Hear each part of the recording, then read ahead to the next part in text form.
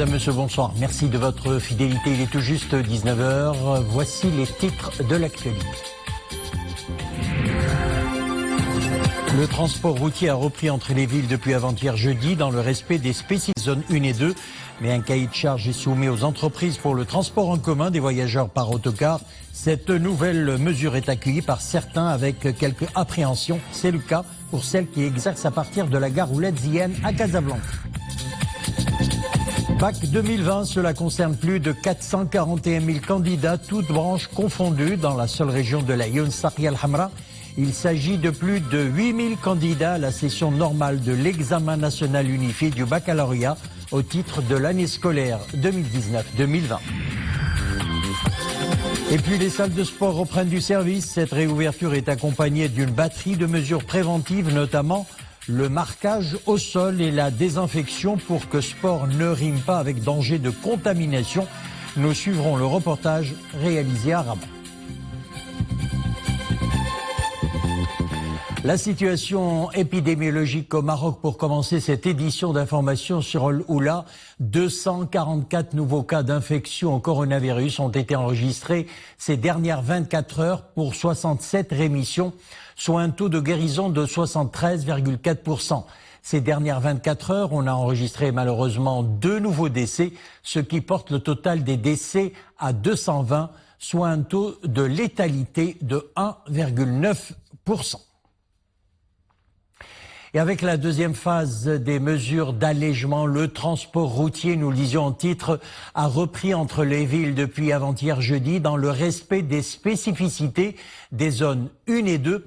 Mais pour le transport en commun des voyageurs par autocar, un cahier de charges est soumis aux entreprises de ce transport routier en commun. Cette nouvelle mesure est accueillie avec quelques appréhensions par de nombreuses entreprises. C'est le cas pour celles qui exercent à partir de la gare Ouled Ziane à Casablanca. Le reportage est signé Saïd El-Idrissi, Nourdin Sabir, Soufiane Ibrahimi, avec le commentaire de Mohamed Aïtelchkar. On dirait que la gare routière Ouled Ziane est toujours en période de confinement. À l'intérieur, à peine une poignée de voyageurs. Et côté parking, rares sont les autocars qui le fréquentent et rares sont les sociétés de transport routier qui ont repris du service. Pour celles qui l'ont fait, c'est dans les normes sanitaires. Désinfection des bagages, un siège sur 2 est occupé et le port du masque est respecté. Notre entreprise de transport routier a décidé, même avec des pertes financières, de reprendre le transport des voyageurs. Nous le faisons dans l'attente de solutions à nos problèmes. Ce qui n'est pas le cas pour la majorité des entreprises de transport routier ici à Ouled Ziane. Les entreprises ont décidé de ne pas reprendre la route. Elles refusent de signer le tout nouveau cahier de charges que leur a soumis le ministère de tutelle.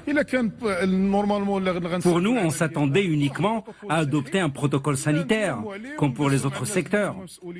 Mais on a été surpris par l'exigence par le ministère de tutelle de signer un cahier de charges comportant des conditions pour lesquelles nous avons quelques appréhensions. À présent, on nous impose de circuler avec une autorisation exceptionnelle à la place de l'agrément dont nous disposons. Nous demandons de pouvoir reprendre notre activité dans le respect des mesures barrières au plan sanitaire et c'est tout.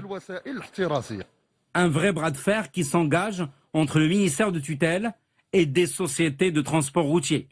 Le ministère de tutelle parle d'incompréhension des clauses du cahier de charges. Il donne des exemples, chiffres à l'appui.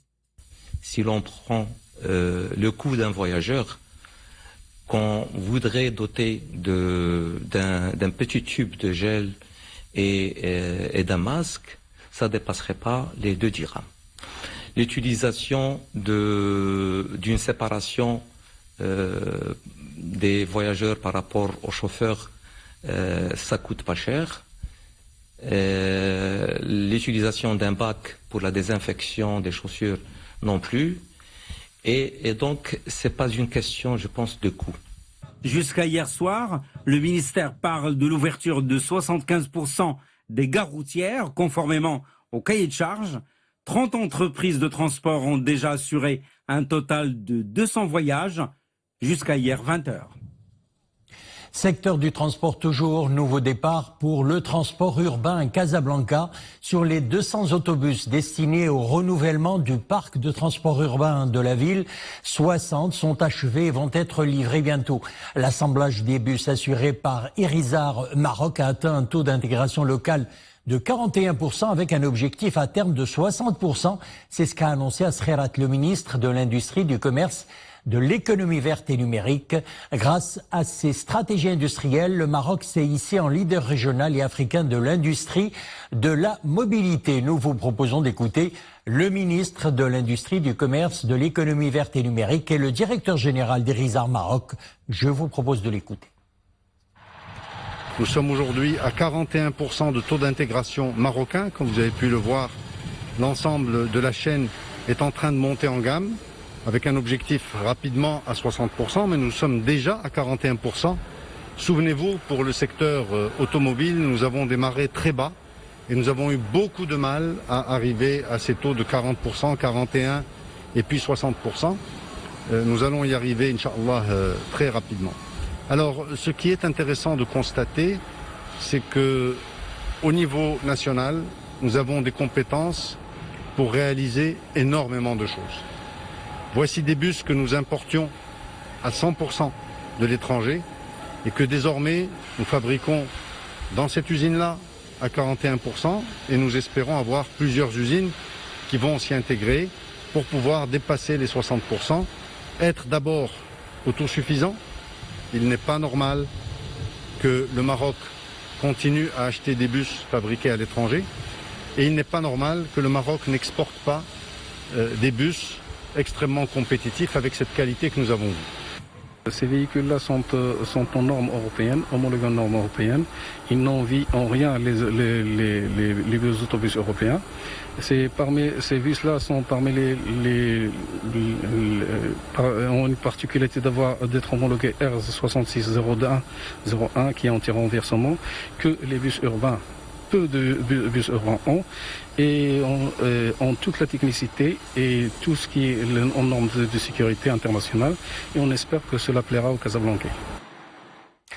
Plus qu'une semaine avant le début des examens du baccalauréat, la session ordinaire se déroulera les 3 et 4 juillet pour les branches lettres et sciences humaines et pour celle de l'enseignement originel du 6 au 8 juillet pour les branches scientifiques, techniques et pour le baccalauréat professionnel. Hier, le ministre de l'Éducation nationale, de la formation professionnelle, de l'enseignement supérieur et de la recherche scientifique, porte-parole du gouvernement, a visité plusieurs centres d'examen dans les provinces de Sidi Slimane, Sidi Yahya al-Gharb et Sidi Qassem, ainsi que dans les communes de Mshra' Belqsiri et Lalla Mimouna, pour s'enquérir des mesures sanitaires mises en place au sein des centres d'examen de la région de Rabat, Salé, Kenitra.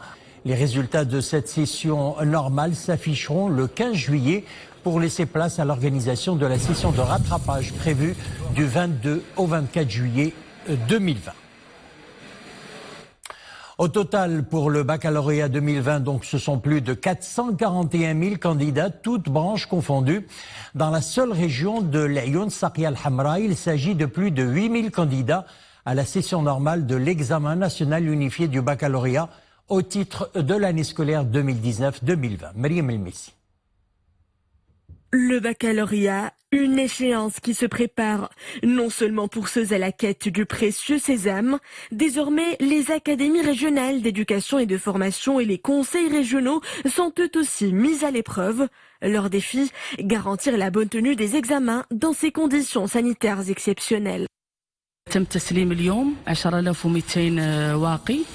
Nous avons procédé à la livraison de quelques 10 200 masques destinés aux 8 053 candidats qui passeront l'examen national dans la région. Les surveillants et les enseignants qui se chargeront de la correction des copies en seront à leur tour équipés. Pendant leur journée de correction au niveau des centres des examens, les personnels pédagogiques bénéficieront d'un service de restauration. Tous les moyens sont mis en œuvre pour que les résultats soient dévoilés à temps. Nous souhaitons bonne chance à nos candidats au baccalauréat. من طلاب جهتنا التوفيق والنجاح إن شاء الله. À l'intérieur de ces cartons, un lot de masques de protection et 2 visières. Chaque candidat devra s'en équiper avant d'accéder à la salle de classe. Une contribution du conseil régional qui vient s'ajouter aux mesures de prévention décidées par le ministère de tutelle pour lutter contre les risques de transmission du nouveau coronavirus. Nous saluons cette initiative louable de la région Laayoun Sarqia Al-Hamra et l'Association des régions du Maroc. Ce dont vient couronner les efforts de prévention déployés par le ministère de l'Éducation nationale. Nous partageons un objectif commun, préserver la sécurité des candidats. À J-6 d'un baccalauréat pas tout à fait comme les autres, la mobilisation est générale. Autorités locales, candidats, personnel pédagogique et administratif sont investis pour le plein respect des mesures sanitaires. 1001 précautions dans l'attente des résultats à la mi-juillet.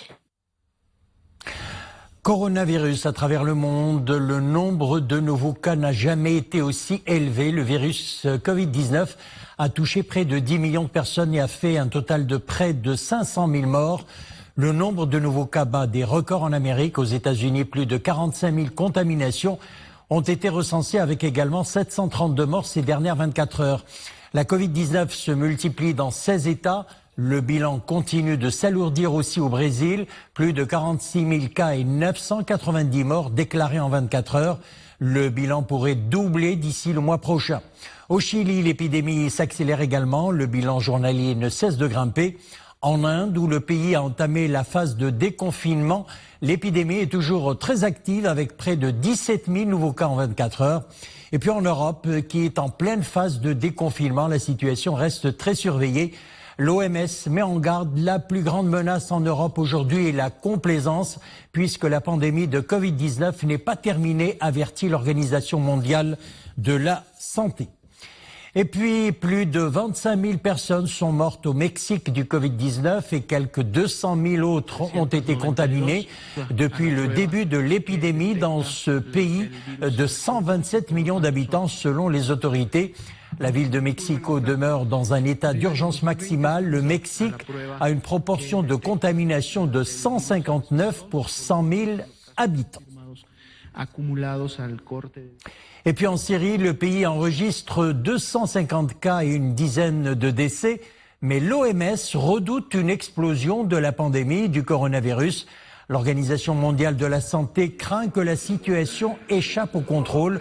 En raison du conflit actuel, le pays manque de masques et de matériel et d'équipements de lutte contre la Covid-19, précise l'OMS. Pour le moment, il est clair que le système de santé n'est pas submergé, mais cela risque d'être plus compliqué à l'avenir, souligne l'Organisation mondiale de la santé.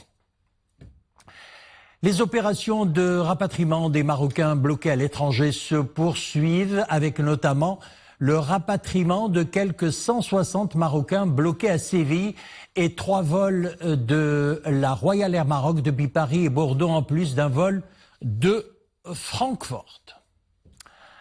Avec le déconfinement, l'une des idées de sortie à Rabat, c'est le jardin zoologique où les visiteurs peuvent découvrir quelques 2000 animaux appartenant à plus de 150 espèces faunistiques. Ce zoo, qui a connu l'année dernière d'ailleurs la naissance de plus de 150 animaux, est fin prêt pour accueillir les passionnés de la biodiversité animale dans le strict respect des normes sanitaires en vigueur pour la prévention de toute propagation du coronavirus. Et c'est ce que nous allons nous explique plutôt la directrice générale déléguée de ce jardin zoologique. On l'écoute. Pour accueillir les visiteurs dans les meilleures conditions, nous avons pris toutes les mesures sanitaires afin de permettre aux visiteurs de rencontrer la nature dans les meilleures conditions. La première des choses, c'est que nous avons fait les tests pour l'ensemble du personnel et des équipes techniques et administratives, et les équipes d'hygiène, les équipes de propreté. Nous avons également procédé au nettoyage et à la désinfection de toutes les surfaces de manière stricte et régulière. Et nous allons prendre les températures à l'entrée des visiteurs pour l'ensemble des personnes. C'est une responsabilité commune et nous demandons à l'ensemble des visiteurs de respecter certaines mesures préventives y compris le port du masque qui couvre le nez, aussi bien le nez que la bouche, les mesures de distanciation sociale et le respect du fléchage au sol, le marquage au sol et le respect aussi de tous les sens interdits et le sens unique de la visite, puisque nous avons divisé le zoo en une zone aller et une zone retour pour éviter tout croisement des visiteurs. Et là, à présent, on prend la direction de Tanger. Un parfum de normalité s'invite dans la ville du Détroit. Ces Russes se réaniment avec l'activité économique qui commence à peine à tourner. De nombreux commerces et boutiques ont rouvert leurs portes et s'apprêtent à accueillir leurs clients. Une reprise sous le signe de la prudence et de la vigilance. Le reportage est signé Anissa Boumehdi, Saïd Nedjah et Mounia Marouche. Dans ce mall, les clients sont de retour, mais ce n'est pas encore la foule des grands jours. Après 3 mois de confinement, les Tangérois refont le tour des magasins. Si certains sont tentés de renouveler leur garde-robe, d'autres se contentent seulement de se rincer l'œil avec les nouvelles tendances. Ça fait plaisir de voir les malls qui réouvrent encore, ça fait les shopping et tout, ça fait longtemps, ça fait plaisir.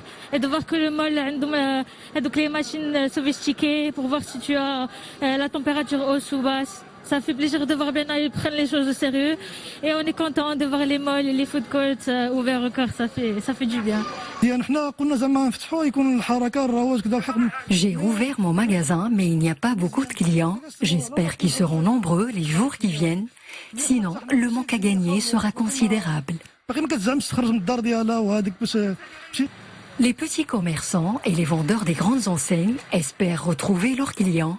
Pourtant, le shopping ne se fera plus comme avant.